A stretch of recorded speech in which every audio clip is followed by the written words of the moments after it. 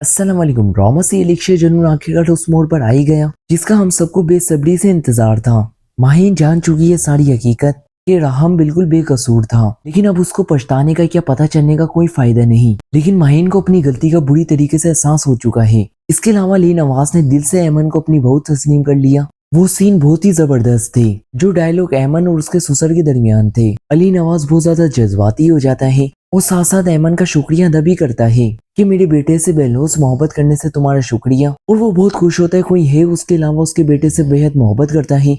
जबकि दूसरी तरफ असल मुजरिम शेरोज वो दंदनाता हुआ फिर रहा है। एक तरफ तो वो बाप को झूठी तसल्ली दे रहा है कि वो अपने भाई के लिए परेशान है, जबकि दूसरी तरफ राहम के बिजनेस पर कब्जा करने के लिए तैयार है। राहिम के हॉस्पिटल में लेटते ही आफिया बेगम अपने बेटे को ऑफिस में पहुंचा देती है। शेरोज जो निकलता है अपने बाप का कारोबार संभालने के लिए। कारोबार इस वक्त क्योंकि लॉस में जा रहा है और ये सब कुछ माइन का वालिद कर रहा होता है, तो शेरोज फैसला करता है माइन के वालिद से मिलने का। लेकिन शेरोज से आने से पहले ही माइन जब अपने घर ही आती है तो वो बहुत ज्यादा रोती है। जब उसका बाप पूछता है तो वो कहती है, बाबा हमने राहिम को समझने में बहुत बड़ी गलती कर दी। इसमें राहिम की बिल्कुल भी गलती नहीं थी, क्योंकि वो सुन चुकी होती है पुलिस वाले और ऐमन की बातें, जिसमें पुलिस वाला ये कह रहा होता है अगर राम ने तुम्हारी जान बचाने के लिए गोली अपने आप पे ली फिर वो तुम्हें नुकसान कैसे पहुंचा सकता है। इसका मतलब पहले भी जो तुम पर अटैक हुआ था वो राहिम ने बिल्कुल नहीं किया। इसी बात से माहीन भी समझती है कि राहिम बेकसूर है, क्योंकि पॉइंट बहुत मजबूत होता है।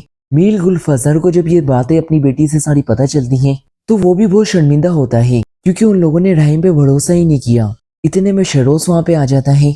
माहीन जो कि इस खुशफहमी है राहिम होश में आते ही वो उसे दोबारा से कबूल कर लेगा और उसे गले लगाएगा और अपनी जिंदगी में दोबारा से वेलकम कहेगा। इसे वो अपने वालिद से कहती है राहिम उस लड़की से मोहब्बत नहीं करता, उन दोनों की शादी तो बस एक हादसा थी और जिंदगी में तो हादसा होते ही रहते हैं और हादसे होते ही बुलाने के लिए हैं। लेकिन वो शायद ये नहीं जानती कि राहिम अब ऐमन को दिल से कबूल कर चुका है और माहीन उनकी जिंदगी में कहीं दूर दूर तक भी नहीं। इसी दौरान शरोज यहाँ पे आ जाता है। शरोज मीर गुलस्तार से कहता है राहिम भाई ने बहुत सी गलती की है, उन्होंने सिर्फ आपका बल्कि माहीन का भी दिल तोड़ा, उनका भी भरोसा तोड़ा। लेकिन आप राहिम भाई की गलतियों की सजा बाबा को ना दे। बाबा बहुत परेशान है और मेरा मसला ये है मैं उन्हें परेशान नहीं देख सकता।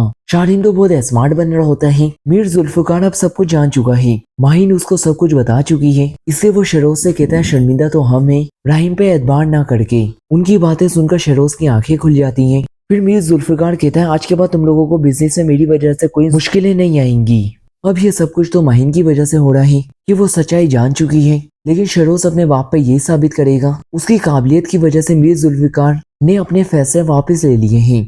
दूसरी तरफ आप देखने वाले अली नवाज हॉस्पिटल में जाता है और ऐमन को बार बार कहता है कि बेटा तुम घर जाके आराम कर लो, तुम कब की जाग रही हो, ये ना हो राहिम को ठीक करते करते तुम ना बीमार पड़ जाओ। ऐमन उनके बार बार मजबूर करने पे घर आ जाती है और यहाँ पर उनका सामना होता है शरोज के साथ। लेकिन शरोज ऐसी जगह पे खड़ा हुआ होता है जहाँ लाइट ठीक से नहीं आ रही होती। बिजली की खराबी की वजह से वो खाली शरोज की झलक ही देख पाती है। उसकी झलक देखने के बाद उसके दिमाग में भी धमाके होने लग जाते हैं। उसे अपना माजी याद आ जाता है, उसे सब याद आ जाता है उसके साथ जो कुछ भी हुआ था वो इसी लड़के ने किया था। इसके बाद आपको दिखाया जाएगा शरोज जब देखेगा कि ऐमन ने उसे देख लिया है।